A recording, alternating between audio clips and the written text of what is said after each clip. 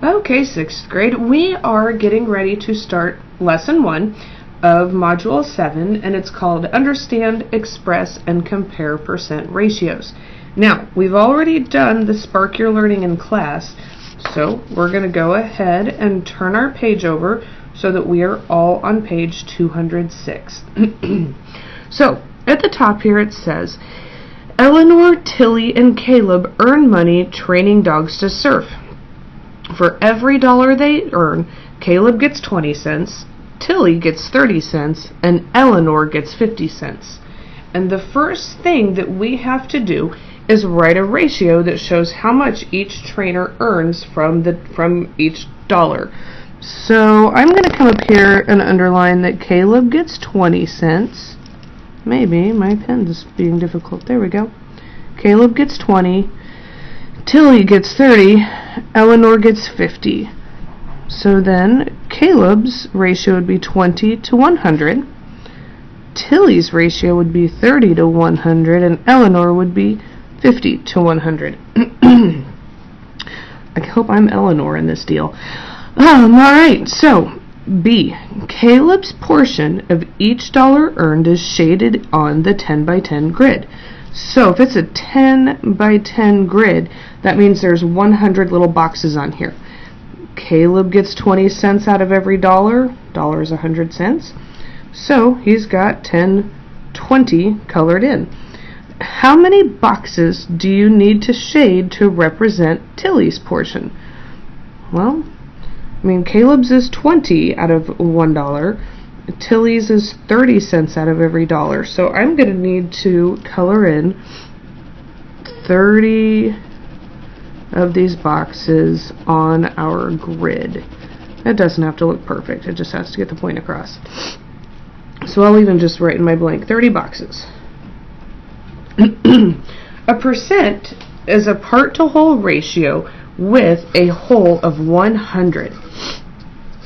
You can write 25% as 25 to 100 or 25 hundredths. Write percents to represent the amounts Caleb and Tilly each earn from their dollar and explain how you found them. Well, up here we know that Caleb makes 20 cents out of every 100 out of every dollar. So we could write for Caleb 20% or 20 to 100 or 20 hundredths. Does that make sense so far? I hope so. Tilly, she gets 30 cents out of every dollar. That means she gets 30% of each dollar, which is also 30 to 100 or 30 hundredths. If I was going to explain how I figured that out, I could say something about how, that it's already broken down into 100 parts for us because a dollar is equal to 100 cents. And we know that Caleb gets 20 cents out of every dollar, so that's the same thing as 20 to 100. Tilly gets 30 cents out of every dollar, so that's 30 to 100 or 30 hundredths. Now, down here at the bottom of page 205, question D is asking, what does the part of the grid that isn't shaded represent? Write a percent to represent this portion of the grid. Okay, we gotta come back up here to the top.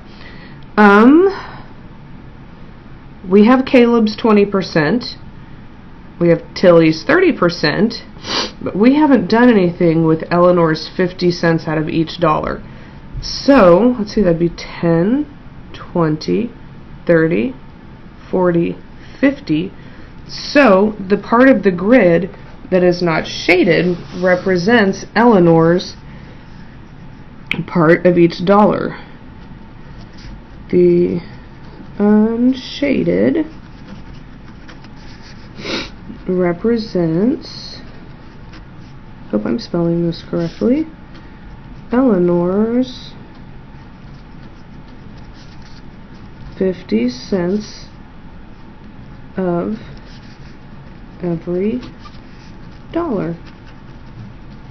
And then it says write a percent to represent this portion of the grid.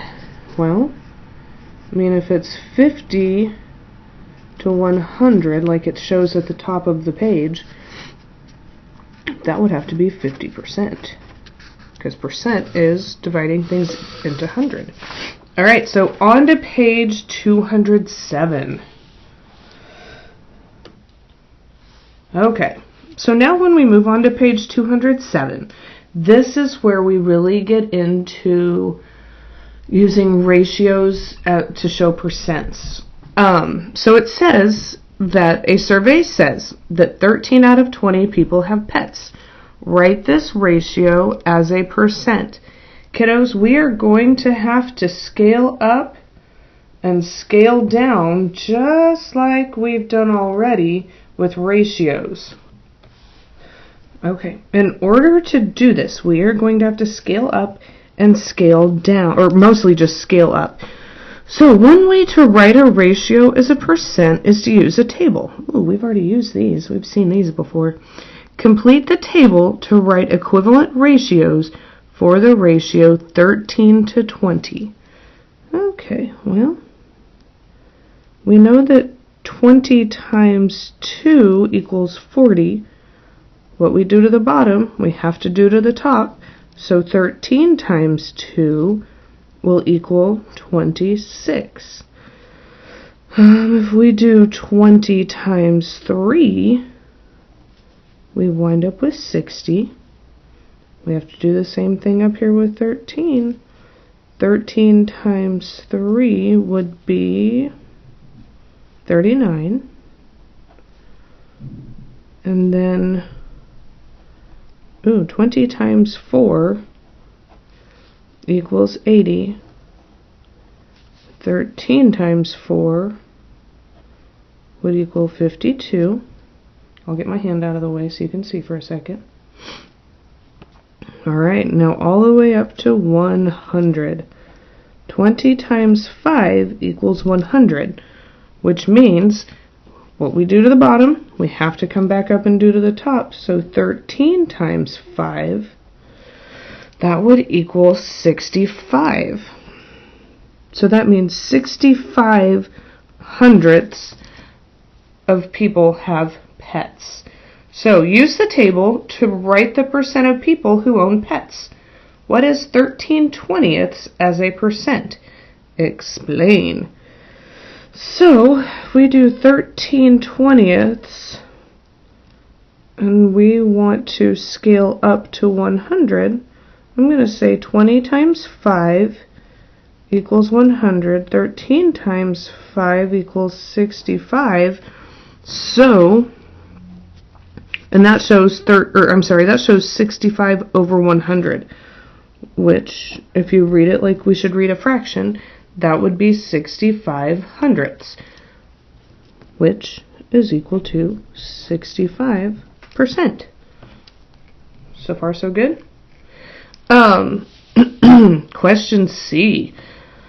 Ooh, here we go. Using equivalent ratios to find percent. So with this little model here for C, we're showing how we can use equivalent ratios to find percent.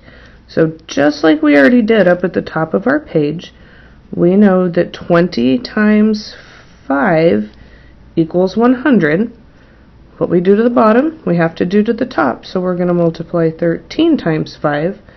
13 times 5 is 65. So we have 65 hundredths, which means 13 twentieths is equal to 65%. Alright, we're going to flip over to the back side, or to the next page, page 208, where it says step it out.